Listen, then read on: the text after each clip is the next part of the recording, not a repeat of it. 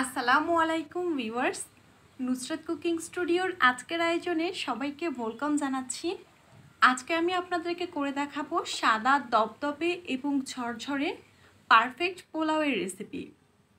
কিভাবে পোলাওটা রান্না করলে ঝরঝরে এবং সাদা থাকবে, সেই সাথে কতটুকু চালের সাথে কতটুকু পানি প্রয়োজন এবং পারফেক্ট পোলাও তৈরির জন্য থাকবে আরও বেশ কিছু টিপস এবং ট্রিক্স। সো আশা করছি আজকের রেসিপিটা আপনাদের ভালো লাগবে। যাই হোক, কথা না বাড়িয়ে চলুন এবার মূল রেসিপিতে চলে যাই। পোলাও রান্নার জন্য এখানে প্রথমেই আমি মেজারমেন্ট কাপের 2 কাপ চিনি গুঁড়া পোলাওয়ের চাল নিয়েছি। এবার এই চালগুলো খুব ভালো করে ধুয়ে নিতে হবে। চাল ধুয়ে নেওয়ার জন্য আমি প্রথমে এখানে পরিষ্কার পানি দিয়ে দিলাম, আর তারপর বেশ ভালো করে কচলে কয়েকবার পানি চেঞ্জ করে করে এই চালগুলো ধুয়ে নিব, যতক্ষণ না পর্যন্ত চাল থেকে ঘোলা পানিটা সরে গিয়ে স্বচ্ছ পানি বের না হয়ে আসে।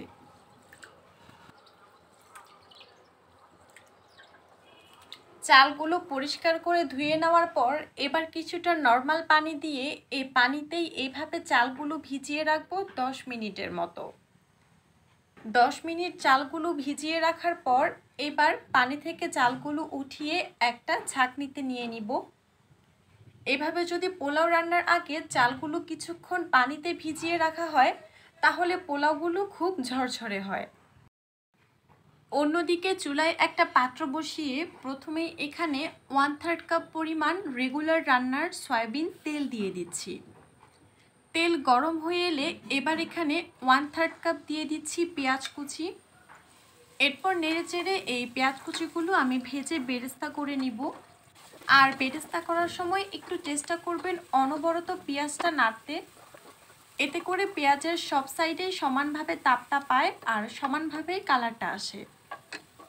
এরপর যখন পেঁয়াজগুলো একটু হালকা লাইট ব্রাউন কালার হয়ে আসবে তখনই নামিয়ে নিতে হবে, নয়তো পরে দেখা যাবে আবার বেশি কালচে হয়ে যাবে। পেঁয়াজ বেরেস্তা ভেজে নামিয়ে নেওয়ার পর এবার এখানে দিয়ে দিচ্ছি 4-5টা এলাচ, দারুচিনি আর সেই সাথে 3টা তেজপাতা। এইবার এই গোটা গরম মশলাগুলো ভেজে আমি একটু ফোড়ন দিয়ে নিচ্ছি। তারপর এখানে একই সাথে 1টা চামচের মধ্যে দিয়ে দিচ্ছি 1/2 টেবিল চামচ আদা বাটা এবং 1/2 টেবিল চামচ রসুন বাটা। এরপর নেড়েচেড়ে এই আদা রসুন আর গোটা গরম মশলাগুলো একটু ভেজে নিলাম। তারপর এখানে আগে থেকেই ধুয়ে রাখা সেই পোলাওয়ের চালগুলো দিয়ে দিচ্ছি। চাল দেওয়ার পর নেড়েচেড়ে এই চালগুলো মশলার সাথে বেশ কিছুক্ষণ ভেজে নিব, যতক্ষণ না পর্যন্ত চালগুলো ঝরঝরে হয়ে আসে। অনেকেই পোলাও রান্নার সময় পেঁয়াজ কুচি ব্যবহার করেন। আমি পার্সোনালি পোলাও রান্নায় পেঁয়াজ কুচি ব্যবহার করি না বা পেঁয়াজ কুচি ব্যবহার করার প্রয়োজন মনে করি না, কারণ আমি মনে করি পেঁয়াজ কুচি ছাড়া যদি পোলাওটা রান্না করা হয় পোলাওটা আরও বেশি ফ্লেভারফুল হয়। তবে আপনারা যদি পেঁয়াজ কুচি দিতে চান সেই ক্ষেত্রে মশলার সাথে পেঁয়াজগুলো একটু ভেজে তারপর পোলাওয়ের চালটা দিয়ে দিলেই হবে। যাই হোক, বেশ কিছুক্ষণ আমি পোলাওয়ের এই চালগুলো ভেজে নিয়েছি। এর মধ্যে চালগুলো বেশ ঝরঝরে হয়ে এসেছে আর সেই সাথে চালগুলো ভেজে নেওয়া হয়ে গিয়েছে। চাল ভেজে নেওয়ার পর এবার এখানে কুসুম গরম পানি অ্যাড করে দিচ্ছি। এখানে আমি 3 কাপ পরিমাণ গরম পানি দিচ্ছি। যেহেতু আমি চালগুলো ধুয়ে আগে থেকে 10 থেকে 15 মিনিট পানিতে ভিজিয়ে রেখেছিলাম, তাই 1 কাপ চালের জন্য এখানে 1.5 কাপ পরিমাণ পানি ব্যবহার করছি।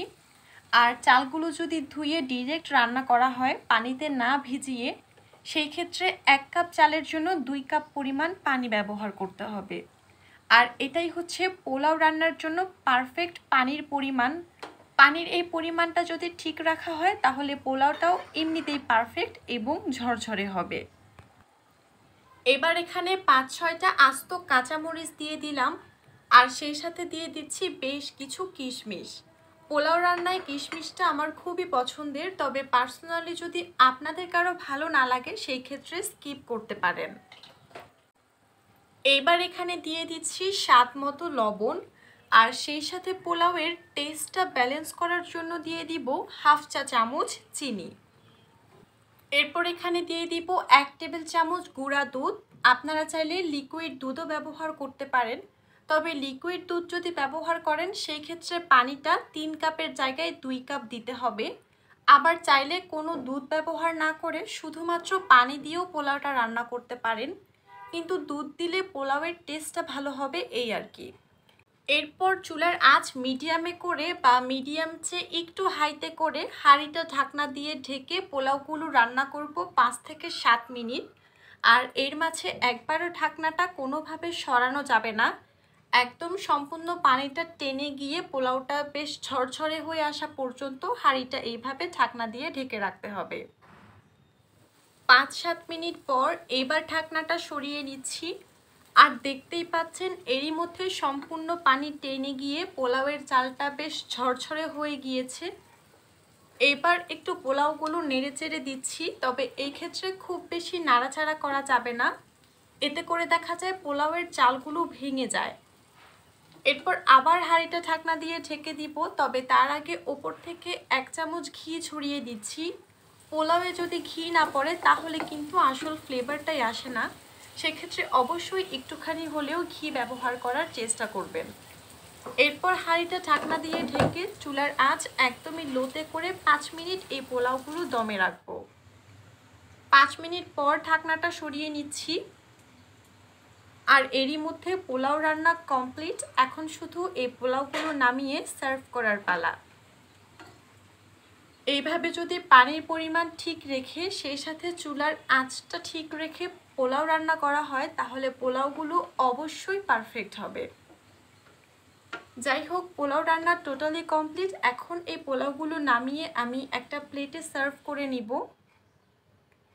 আশা করছি আমার আজকের দেখানো সবগুলো টিপস এবং ট্রিক্স প্রপারলি ফলো করলে আপনাদের পোলাও ঠিক এইরকমই পারফেক্ট এবং ঝরঝরে হবে। সবাই অবশ্যই বাসায় সবগুলো টিপস ফলো করার ট্রাই করবেন এবং ভিডিওটা ভালো লাগলে অবশ্যই ভিডিওতে একটা লাইক দিবেন। আজকের মতো বিদায় নিচ্ছি, সবাই ভালো থাকবেন, আল্লাহ হাফেজ।